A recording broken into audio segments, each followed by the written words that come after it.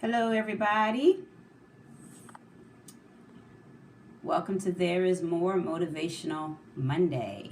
I'm excited to join you all. Hi, Stephanie. How are you? Hey, everybody.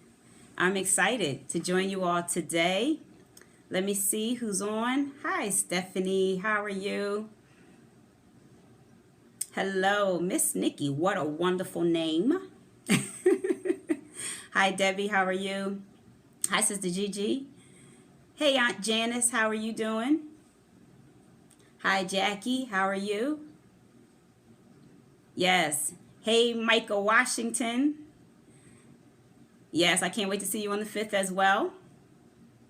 Hello, hello. Hey. Hi, Lady Robinson. I miss you too. I miss you too. I definitely miss you too. Hi, Jay Steph. Hi. I think it's Nichelle. Hey, Nichelle. How are you doing? So glad you were able to join me. Come on, guys. Let's get those hearts going.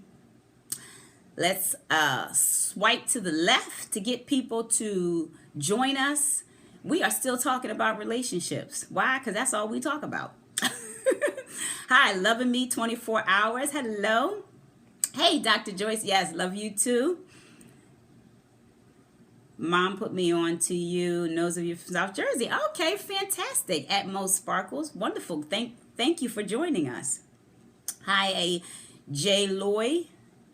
Yes, thank you for being excited. Thank you. Everybody share, share, share. We're talking to singles today. And you know what? If you're married, you can get on here too, because you may have some girlfriends, some family members who keep calling you up with all the drama, and you may need to say, listen, I need you to get on YouTube, or I need you to go talk to somebody, because I'm going to be sharing some serious dating tips and points today. Yes, hi, Sister Nicole, how are you? Oh, you're off today. You're not sneaking at lunch. Thank the Lord. I don't want nobody getting fired. Yes, we're going to be talking today about dating and everything I've learned over the last 15 or so many years. I have done, hi, Dr. Clack, how are you? I have done premarital counseling for over 15 years, and not just that, but my own struggles in dating. Hey, Lady Robinson, my own struggles in dating, my own issues, and even while I got married, the baggage that I brought into this relationship. And I just want to share what I have learned through all the counseling that I've done, through everything like that. So again, get ready, get your pen, get your paper. I think this is just going to bless somebody today. I really think this is going to bless somebody. So are y'all ready? Motivational Monday. I want you to talk back to me. I want you to write out some questions if you want to. I'll try my best to answer them. But here we go. Okay, today the question and the subject is 7 signs to know whether he's the one or just someone. Okay, that's important. It is important. Hey, Sister Kim, how are you? How are you? Praying for you and your family. Praying for you and your family. 7 signs if he's the one or just someone. 7 signs if he's Boaz or a pain in your, okay, y'all know, fill in the rest, right? Listen, as I said, I have been doing premarital counseling for years, and I can't begin to tell you some of the stories, some of the issues I've seen, so many different people who I have counseled and worked with, beautiful marriages, beautiful relationships, and then some not so beautiful. And I want you to know, ladies, that we are being crushed by the very thing we were built for. We were built for relationship. We were built to connect with Adam in an intimate way. But when you talk to a woman who's depressed, you talk to a woman who is suicidal, a woman who's on drugs, most of the women who are struggling through things in life, they are struggling through them because some relationship broke them either early in their life, or they're in a relationship right now that's breaking them, or they just came out of one. And so I want to share some principles today that I just believe is just going to help you along the way, whether you're dating right now, whether you're in a relationship, not in a relationship, getting ready to be. I want to share some stuff with you. Y'all ready? Okay, number 1, I want you to write this down. We often settle for what a person could be versus who they are right now. we settle for what a person could be, meaning we date for potential. And I heard Dr. Angela Clack at my last Ignite Summit say this. She said, we don't date for potential. We date for who a person could be. But the reality is you don't know when that shift is going to occur. You don't know if that person's actually ever going to turn the corner. So while you have built your life to become something that they or he desires for you to be, he still has not changed. And maybe he's not going to change. So that's number one. We as women, we are so willing to bend ourselves and change and reconfigure our entire life for what a person possibly could be. So we wait for people to emotionally catch up to who we are and where we are. I've seen this happen with women. If you're dating younger men, we wait for them to kind of catch up to where we are. But you don't have time in your life to wait for somebody to catch up to where you've already been at in life, emotionally, financially, and spiritually. And yes, we're going to talk about, well, maybe he could change and God wants me to help him. Listen, I'm about to help all the helpers on here today, okay? But this is what we do. We will wait. We will slow down our journey. We will slow down our footsteps to wait for somebody who may not be going in the same direction we're going into. Hey, Shani, how are you? Who may not be going in the same direction we're going in. We will slow down our destiny journey and wait for somebody to catch up to who we are. And so today, number one, the first thing that you need to know whether this person is the one or not. So whether you're dating somebody right now, whether you're getting ready to date, whether you used to date, I want you to write this down. Number one, in order for you to know whether he is the one or not, there are 7 tests that he will pass by the time you say, yeah, this dude is the one. He the one for me. There are going to be 7 tests that he will pass. Number one, he is going to pass the stress test. Write that down. He's going to pass the stress test. And let me just back up and give you a little scripture right here. I need you to know the Bible says that he who finds a wife finds a good thing. This is very prophetic, right? We've read this scripture, many of us, over and over and over again. But do you know what that really is saying? It's saying that by the time he shows up, you are already wife status. That I'm not girlfriend status. I'm not situation material. I'm not this girl. I'm my side chick. Somebody I'm fooling with. No, I'm already wife material. I have already gone through the struggle. I've already gone through the process. I am wife material by the time I show up. Now, girls, next week, we're going to talk about how to become wife material because we got our own little issues we got to go through. But I got to give you just the steps today. The steps today is when he finds you, you are already wife material. And so I'm getting ready to go back to number one, but I had to tell you this. Oftentimes, we let men downgrade our status from wife material to mistress material. Just hold on to that. And I'm about to come back to that. Number one, he has passed the stress test. Over 20 years ago, and I've been married for 20 years, over 20 years ago, my former pastor did my premarital counseling. And the first thing he said to me, and I have rocked this thing, said this thing over and over, is I don't care how wonderful this person is, you must summer and winter with someone. And I don't just mean, and it took me a while for me to understand what he meant by that, but he didn't mean to just go through the natural seasons of summer and winter. What he was talking about is we must date someone long enough to see them in every dimension of their life. We have to see them in the summertime of their life. And most of the time when you marry somebody, you marry them in the summertime. They are fine. They look good. Everything's on point. The sun is just shining. But the question becomes, who is he in the winter season of his life? In other words, when he is in a season of stress, how does he handle the stress? How does he deal with conflict? You have to know whether you're dating somebody that can handle conflict and stress. Who does he become if he's lost his job? Who is he when things are going crazy in his life? You have to see that person within every aspect of their life before you commit to them. Before you say, I do, you have to know that this person can handle stress. That when you guys get ready to argue and fuss and fight, does he shut down? Does he run away? Is he like, I ain't heard from him in like a week long, an entire week since the fight? Who is he? How does he handle it? Does he come back and does he figure out how to work it out? And so that's the first question you have to ask yourself. Has he passed the stress test?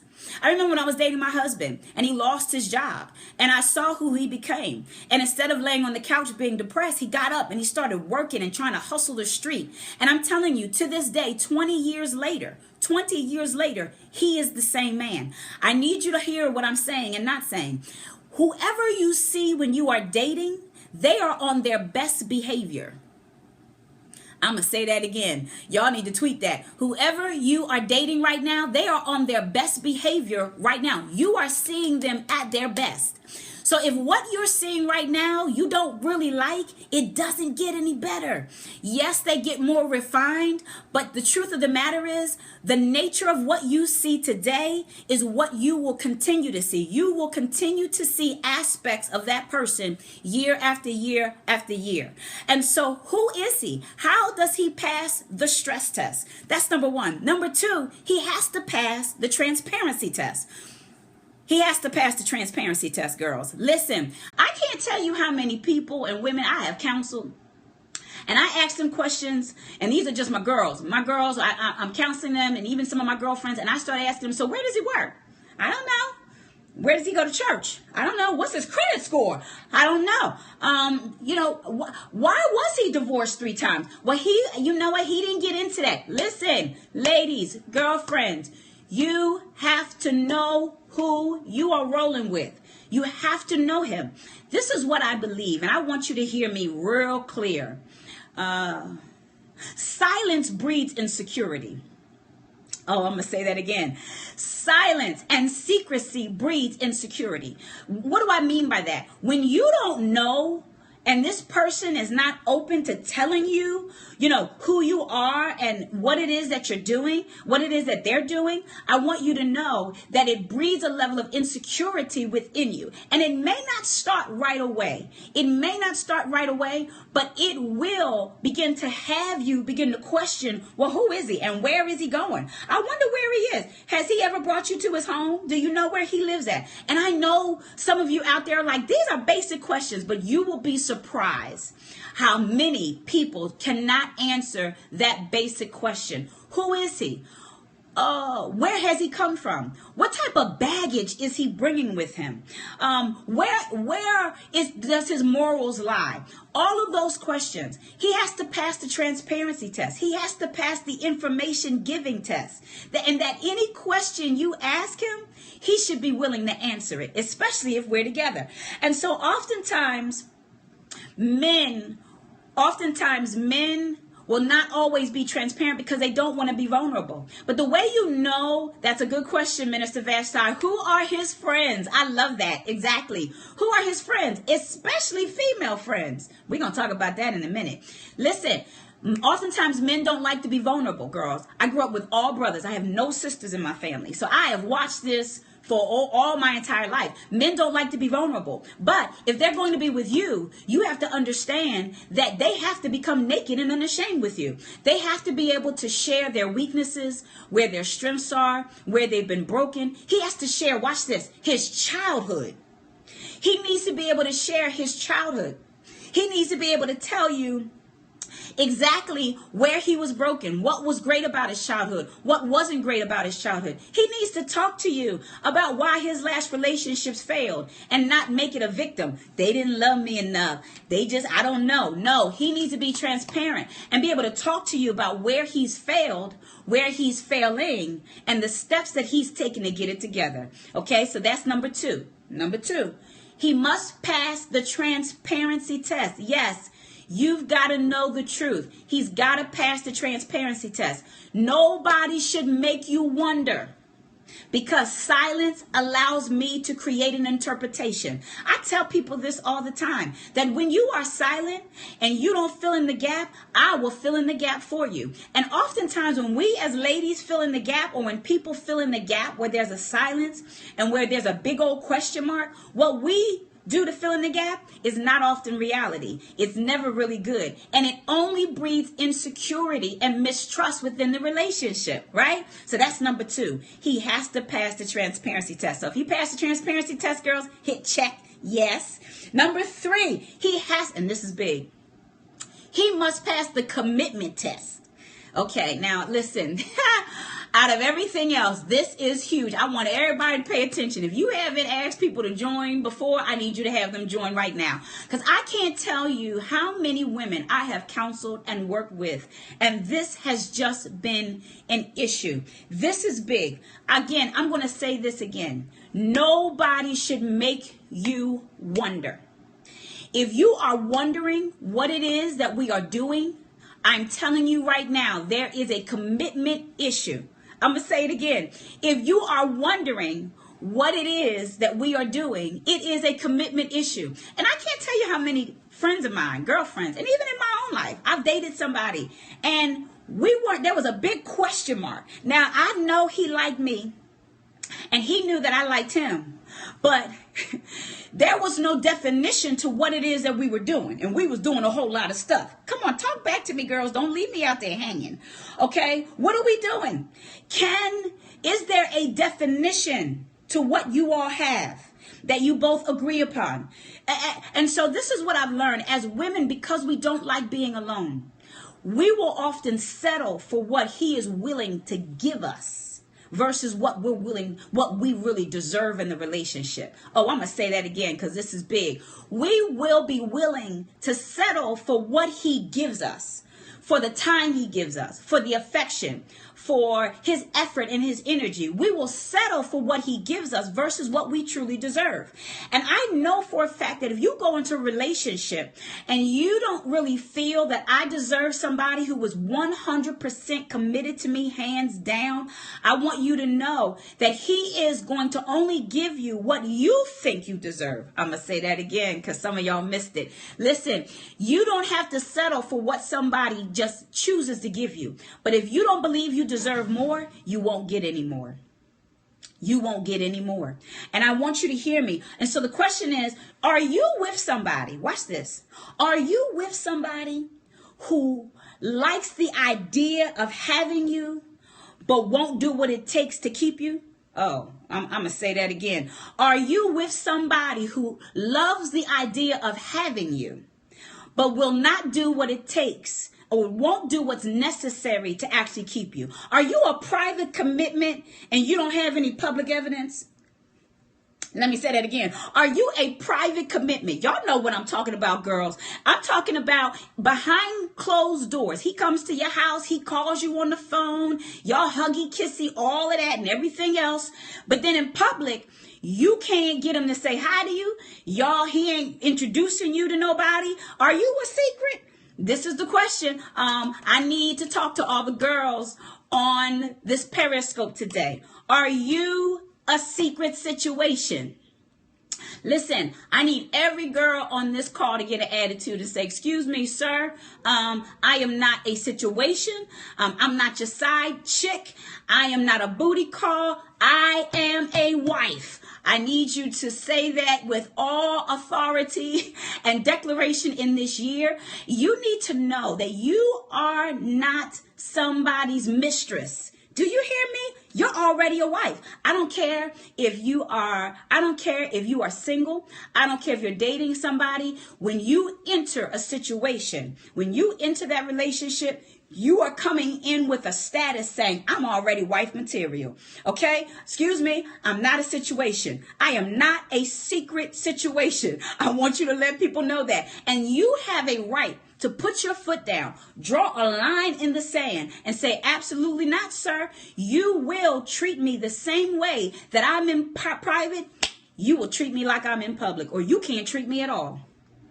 How about that? How about that? Right? Okay. Who else knows about you? Does the family know about you? I can't tell you. And I'm not going to throw my brothers under the bus, but I've had several of my brothers. I got a lot of brothers, so y'all don't know which one I'm talking about. Several of them, girlfriends, give me a call. Do you know me? Never heard of you, ma'am. Don't know who you are. You are a secret situation. Why? Because he likes the idea of having somebody warm.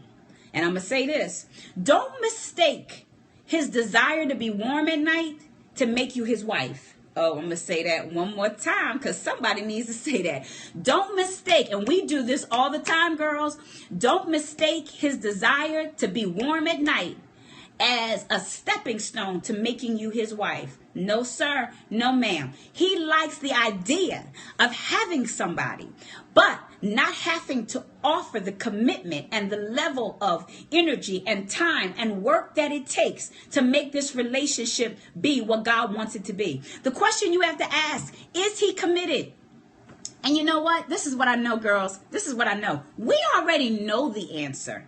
We already know the answer. And see, we start asking, I don't know. I'm confused. You're not confused. I'm going to say it again. You are not confused.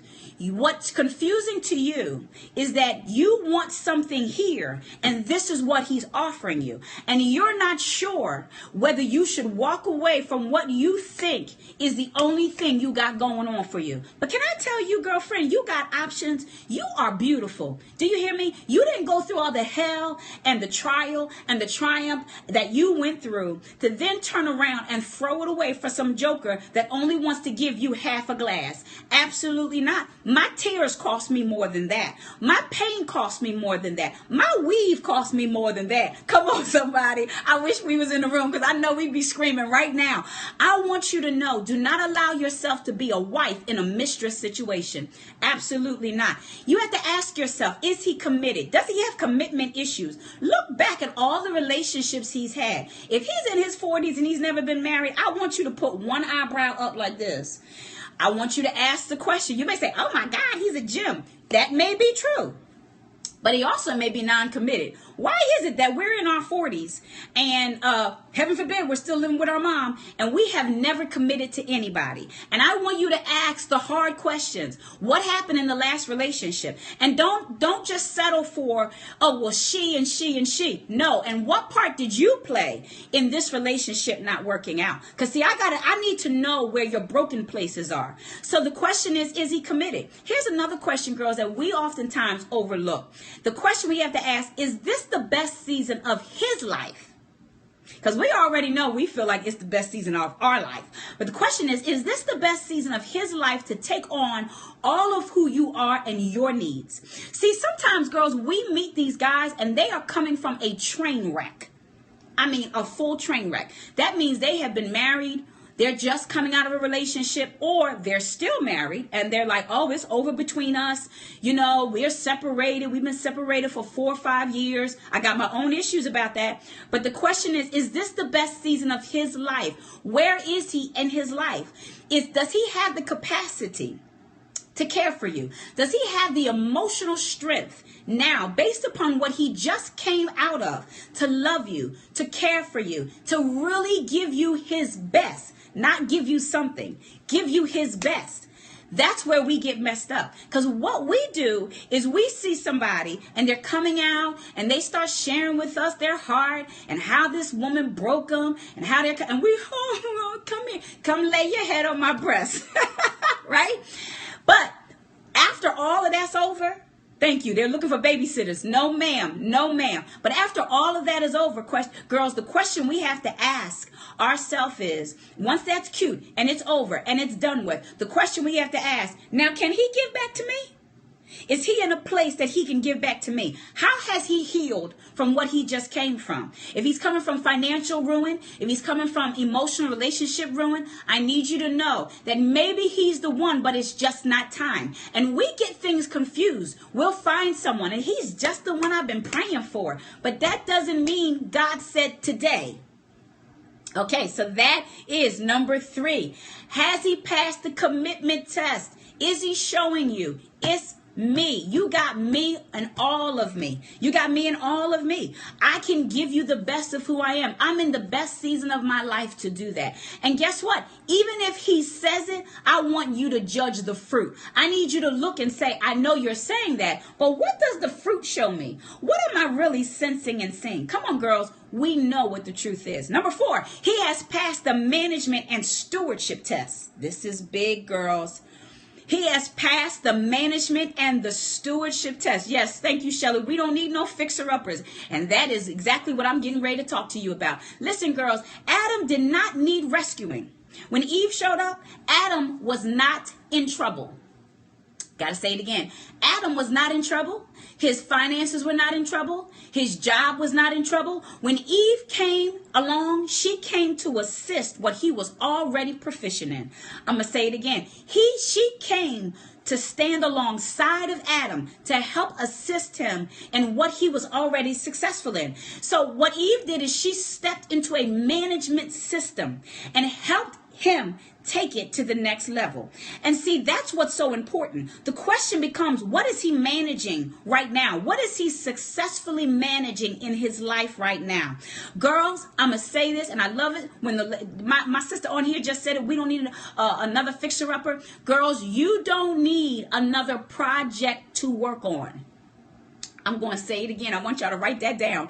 In the season of my life, I don't need another project to work on. We take on men like they're projects. I'm going to help him. I'm going to fix him. I'm going to build him up. No, you're not. And guess what? That's not even God's design. Eve did not come to build Adam up from the dust. Adam was standing straight up. God had already given him his purpose. God had given him what he was supposed to manage. And he says, you know what? I think you need some help.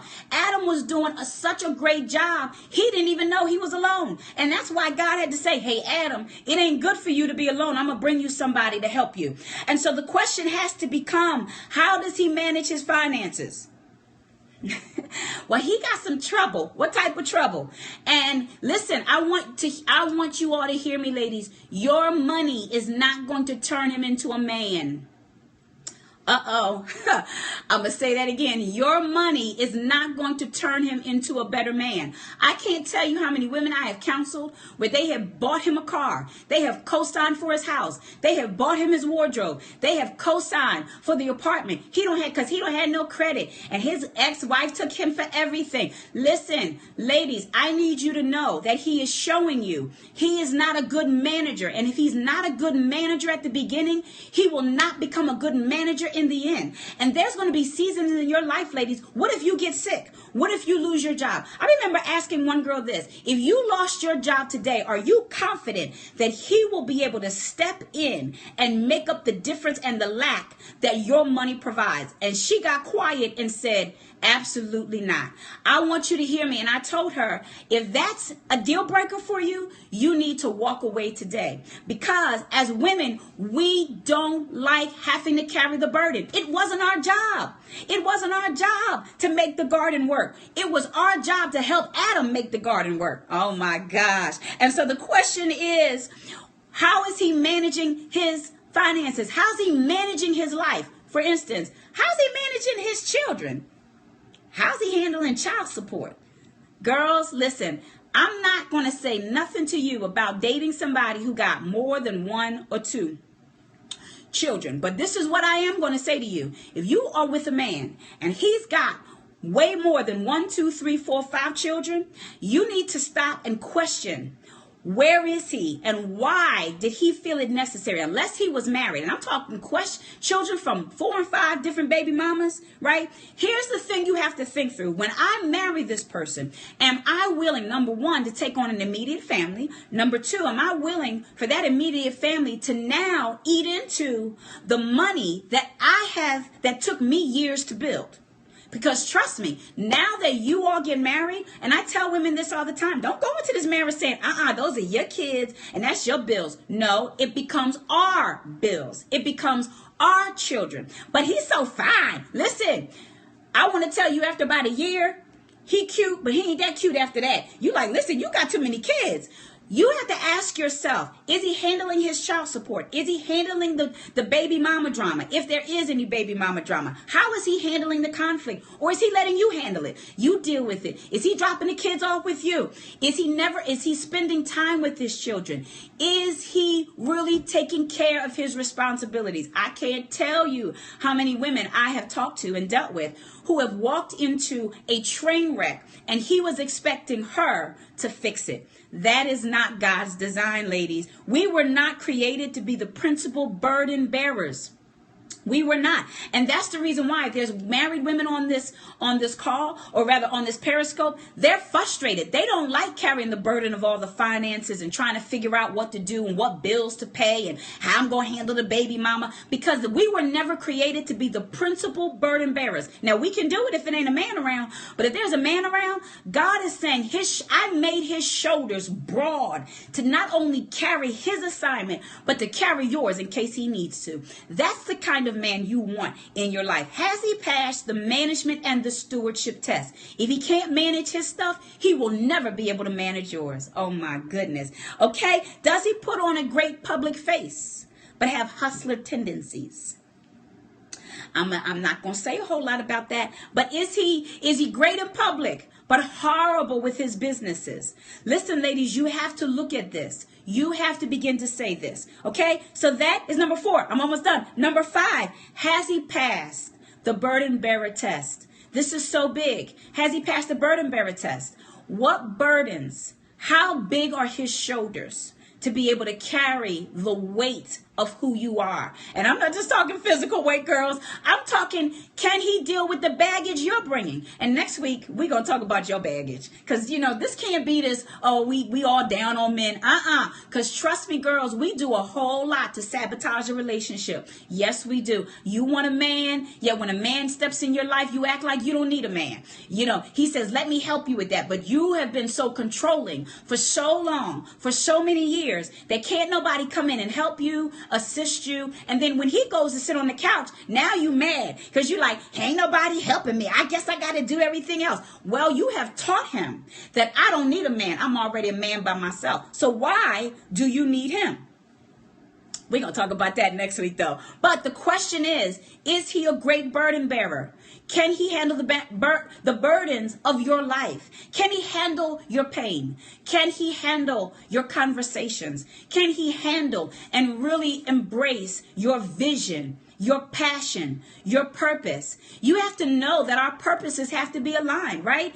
Can you share with him, oh my God, these are my ambitions. And he has broad enough shoulders where he won't feel intimidated. I need you to hear me. I need you to hear me today.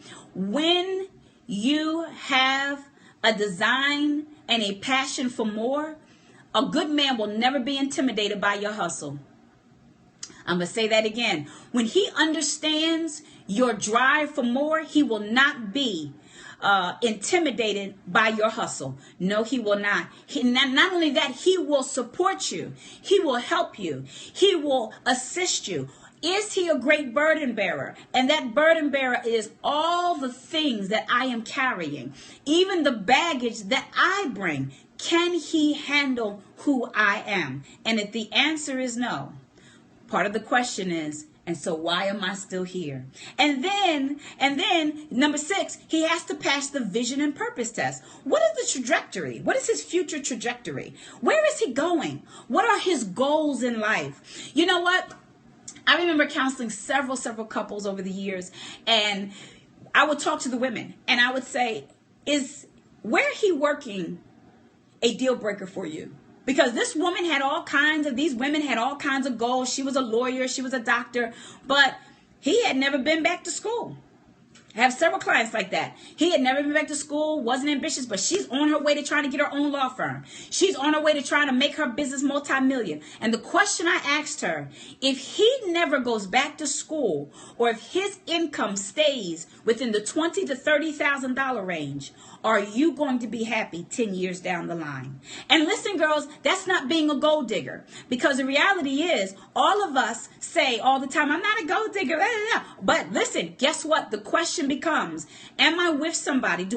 Based upon who I am I with somebody who is chasing after the same level and intensity of ambition that I am? Because I'm going to tell you, in 10 years' time, and even less than that, because some of y'all can tell me, in 5 to 10 years' time, you will go past the whole beauty of being married and having somebody, and now you're with someone and you're going to realize our purposes are not aligned. Our vision isn't aligned. Our drive for success is not aligned. So he may be comfortable being at this position in his life. And I'm not saying there's anything wrong with it. The question has to be for you, am I all right with where he is? Because if you say yes, then when you get married, you cannot turn around and complain and say, I can't believe, why can't you go back to school? Oh no, sister, because before you married him, you knew who he was. You asked the purpose vision test and he told you, I want to retire here. Or he may have told you, you know what, based upon my age, you know what, I'm not changing a whole lot. I'm already set. When a man tells you, I am already set, or I've already been down this road, or you know what, I feel straight the way I am, guess what, ladies? Not too much is going to change. And you may think at the beginning, I can get him to change his mind. No, you won't. In fact, he'll become even more dogmatic of sticking his heels in because it'll feel like you're trying to control him.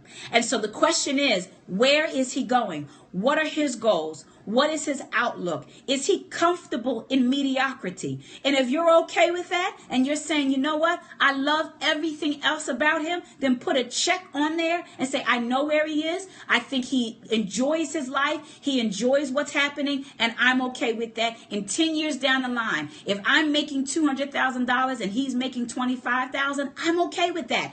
It doesn't matter. I'm not telling you, I'm not giving you a philosophy and saying a man should make more than a woman. Absolutely not. It happens all the time where in relationship, women can make more than men. And I've even had friends where their wives made more than their husbands, but they had a great relationship. Why? Because they understood their purpose. They understood their vision. They were clear on the trajectory of where each of them were going, and they were both supportive of their dreams. That's all I'm saying, girls. And so finally, here's the last one, but it is not least. Has he passed the God test? See, it's last, but it's not because it's not important. It's last because at the end of the day, girls, let me help you with something. He could have all of these checked off, 1 through 6.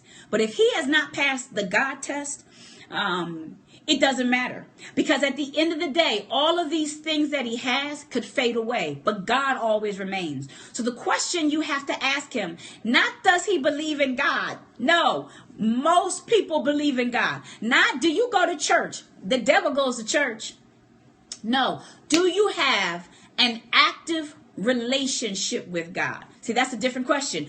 Do you have an active, ongoing relationship with God in that he talks to you? You pray. You go to a church. And even if you're not going to a church right now, you're looking for something. You have an active relationship. Not, well, you know what? I don't need church because I pray at home. Oh, really? And what's God been telling you lately?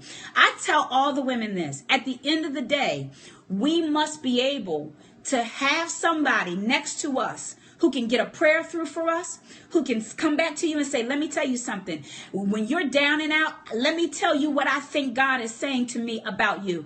I can't tell you how many years I have been appreciative that at the end of the day, no matter how many mistakes my husband makes, he has a relationship with God. He loves God more than he loves me. So much so that when we have had falling out, God comes to talk to him and says, I'm going to need you to do this to make it right. Let me tell you something, girls. If there is not an active voice, an active level or principle of God that he's walking with, there will be seasons in your life where the flood will come, when the rain will come, where situations will happen. You will lose a job, a child will get sick, somebody will die, and you will not have the strength and the stamina to hold everybody up spiritually. There has to be somebody standing next to you that says, baby, I got this. Don't you worry about a thing. In fact, we're going to pray. We're going to fast. We're going to go to church. No, this is what I believe God is saying to us. Do you have somebody who has passed the God test? Ladies, this is so important. You deserve somebody who already is, not somebody who could be. Oh my God, I love it. I hope you got something out of that. I hope that these 7 signs are going to help you, because I want you to know that there is somebody out there. She said, where's he at? He's there, my sister, I promise. But I think, and this is what I learned, that the moment I started writing down what I wanted out of a mate, and guess what? Let me say this to y'all. I got tired of people telling me their story about how they met their husband and they didn't like him at first, but he grew on them. Listen, that wasn't my prayer request. I said, God, I don't want anybody who's like a fungus, because that's all fungus is. They grow on you. No, I want somebody that when he walks in the room of my life, that not only can he see all of my issues, see where I'm coming from, see my baggage, but I can see who he is, and I am immediately attracted. I don't want somebody that I don't like at first. That's not going to work for me. I want somebody who looks good, who I'm attracted to. Ladies, you do not have to settle for somebody just because there's nobody else. There's nobody else in the room. We have to trust that God knows exactly what we need. But it is not until we make a declaration and we put a line in the sand and saying, these are 7 signs that God, I know you want me to have in a mate. And until I have these 7 signs, and guess what, girls, if you're with somebody right now and maybe he doesn't have all 7 signs, it's all right to go talk to him about it and say, I'm going to need you to do something different with sign number 3. I'm going to need you to stop treating me like I'm a secret. And I'm going to need you to make a decision by Friday what we doing. Because I already know where my heart is. I want this to be a relationship. But you need to give me a real answer. Not no, oh, girl, come on, let's just chill. I don't understand that terminology. Let's just chill. No, where are we? What are we doing and where we're going? I don't have time in my life, in the age bracket that I'm in, to try to figure out what it is that we're doing and what you're doing and be wondering late at night. Listen, that's when you were 15, 16, 17. You laying in the bed, you crying. You calling him 5 and 6 and 7 times. He ain't answering. Who has time to do that in their life in the age that we're in? Who has time to be laying on the bed crying because he didn't answer your phone call, because you don't know what he's doing, because he just be acting real crazy? Not me. Thank you, Stacy. Not me and not you, because you've been through too much. You've experienced too much. You've got too much in you to waste another day trying to make a round ball fit into a square hole. And so that's what I want you to know today, girls. I want you to know you don't have to settle for what a person could be.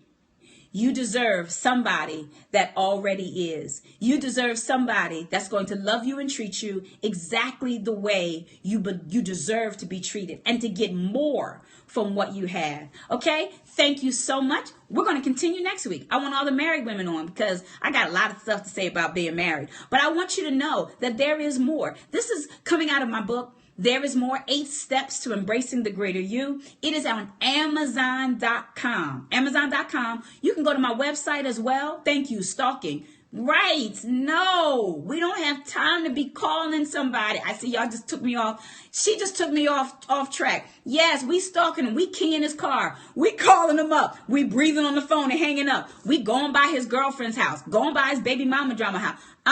Nope. No. This is your year. Thank you very much, sister, for saying that. No, this is our year. And so I want you to go get my book. I also want you to register for my class, I Am More Masterclass. I'm coming to New Jersey, March the 5th. I'm so excited. We've got people registering. Our early registration ends this Friday. That is correct. This Friday, February 19th. Get your tickets. I already have a couple people saying they're coming from Kentucky. I have somebody else saying they're flying from another place. I want you to know that this is our time. I am more. Not just there is more. I am more. And so you can catch this. If you got girlfriends that need to hear this, I post all of these videos on YouTube, and you can also go to Catch. But you can go to YouTube, look up Nikki Brown. You can go subscribe to my YouTube page. I'll also post it on my Facebook page, which is www.facebook.com/Nikki.w.brown. I want you to come. I want you to follow me, because this is our year, girls. I say this every single week. Motivational Monday. Please send this video to some girlfriend that you know needs it. The 7 signs, if he's the one or just someone. Thank you, ladies. I'm excited. I know that this is going to be the best year of your life. God bless you, and have a great day.